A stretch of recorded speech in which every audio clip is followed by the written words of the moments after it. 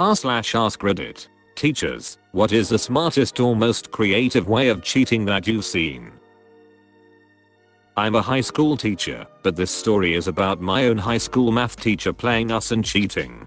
It was an honors algebra/geometry class, and it was well known that our teacher reused the same questions every year, just changed the numbers.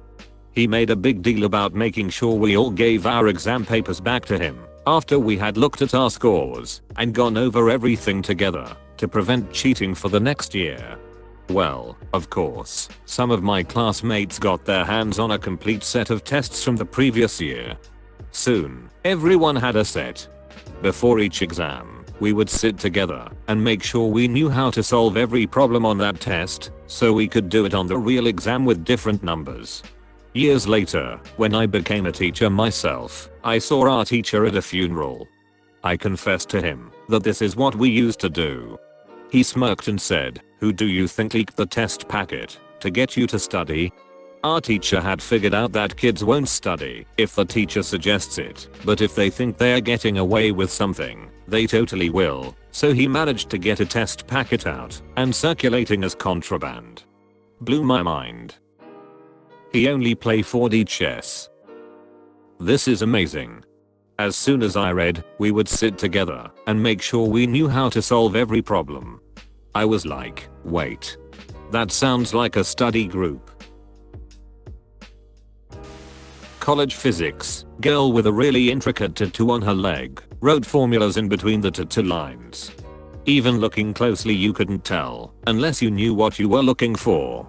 You could tell it was test day because she wore shorts. Reminds me of Prison Break. My BO department examines any visible tattoos before lab exams.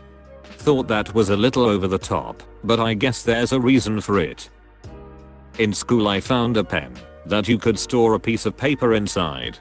Wrote all the formulas for a test on it in minuscule handwriting. The process of doing that made me remember them all, so I never actually looked at the pen in the test. Luckily at university we got given a huge folder with pretty much every formula needed written inside it for exams. Knowing what formulas exist and how/when to use them is much more important than endless memorization. There was a class that allowed you to bring one sheet of handwritten notes to exams.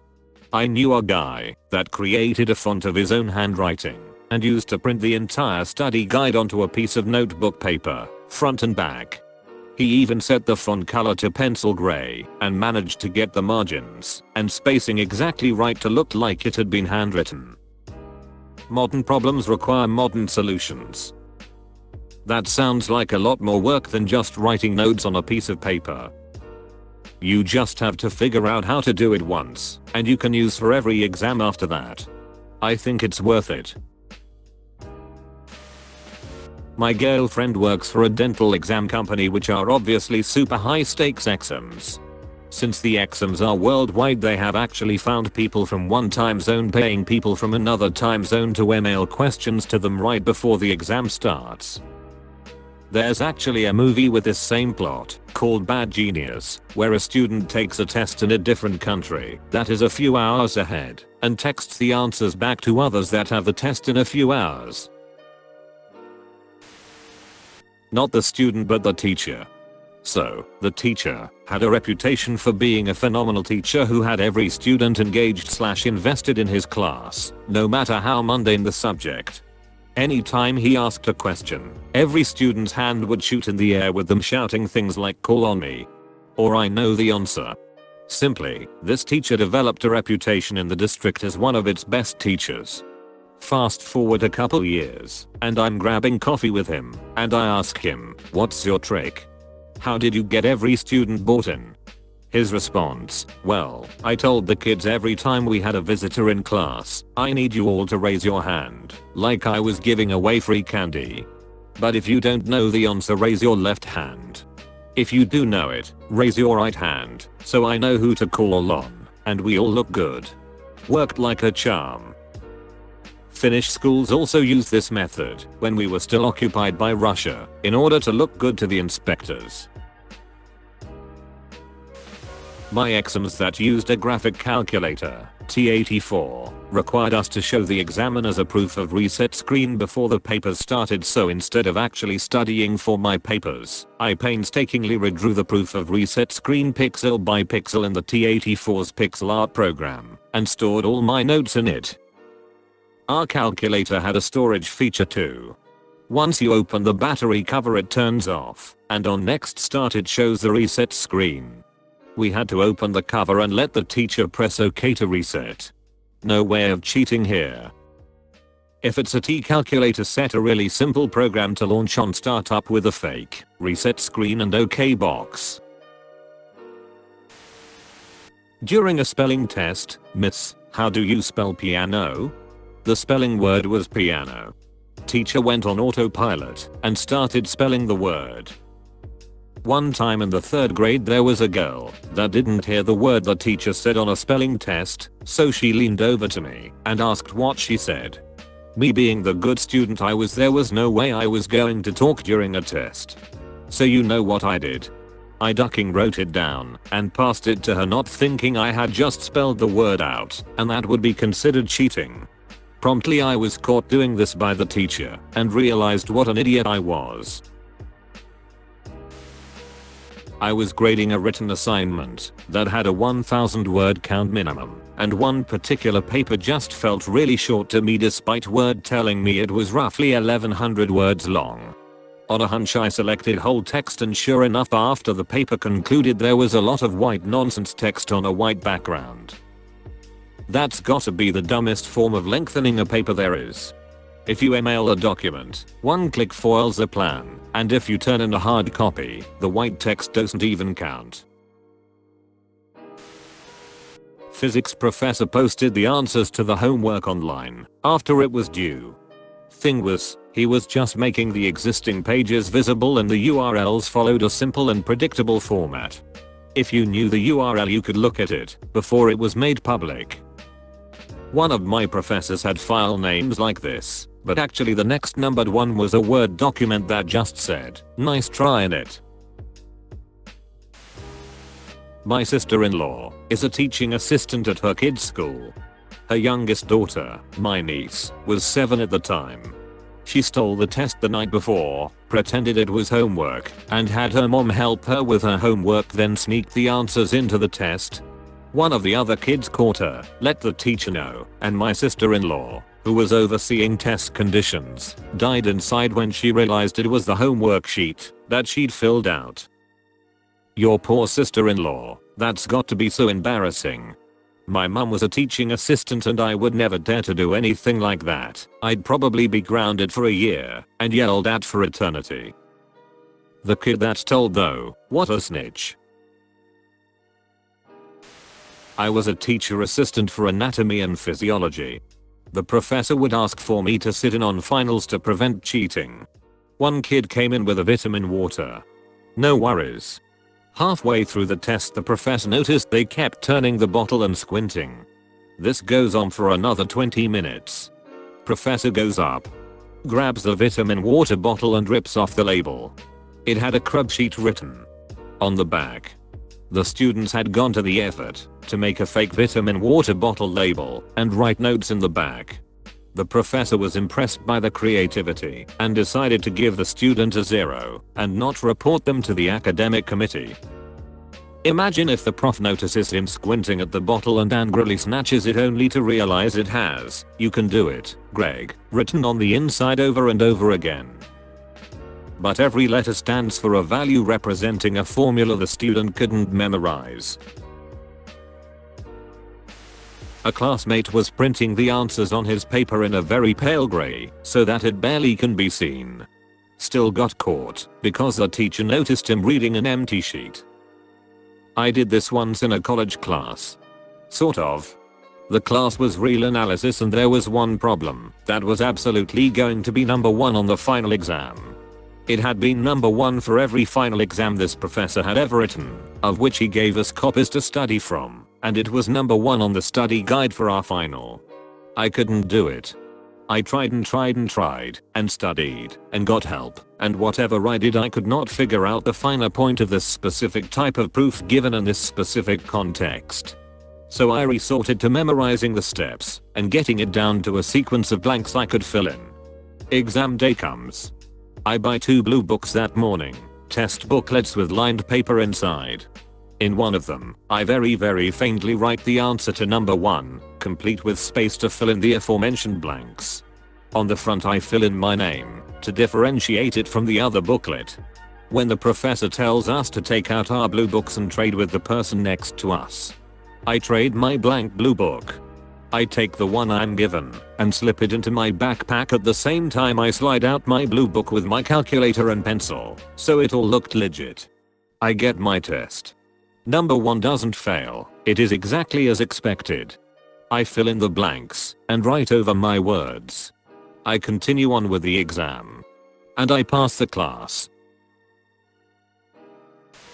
Stretch a rubber band around a textbook, write whatever you want on it, then when you take it off the textbook, it'll just look like scribble until you stretch it to see what's written. Spanish conjugations drove me to do some incredibly unethical things. How would you use those without looking suspicious? You could say it's a fidget thing, but it's risky. High school kids recreated a Snapple label where the nutrition panel on the back had all the answers, formulas, etc. Only got caught because I'd never seen the flavor before and wanted to see how much sugar was in it. I can imagine how worried they were when you inspected the bottle like, oh, how much sugar is in this? Oh, you're all failing. As a student, I remember when my entire year level was accused of cheating, as the test results came back consistently high. What the teachers failed to realize was that some of the answers were actually hidden in other questions. So if you got stuck on one question, you could find the answer later on in another question. Yes, I know exactly what you mean. Haha, that's definitely a good test-taking strategy. Used a text file on one of the original iPods. Teacher was fine with listening to music during tests. Made my life so much easier, lol. You should have made your own math rap album. And call it Quick Maths. 2 + 2 is 4 - 1, that's 3 quick maths. My teacher shared with us a story about how, since she allowed eating during her tests, one person pulled out a giant bag of M&Ms and ate a specific color corresponding to A, B, C, or D. It was a 2-student duo and they only got caught when another student ratted them out. In high school I was in a computer-based learning program and our science tests were taken digitally.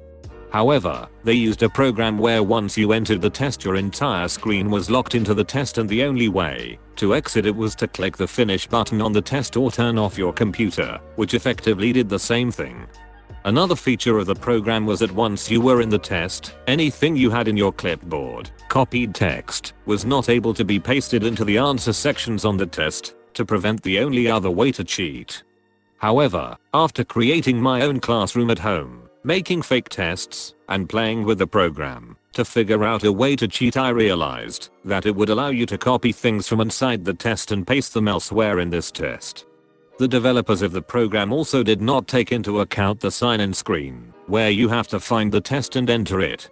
Long story short, I could copy my entire page of notes I had taken on the test material, paste it into the section where I would enter my login information.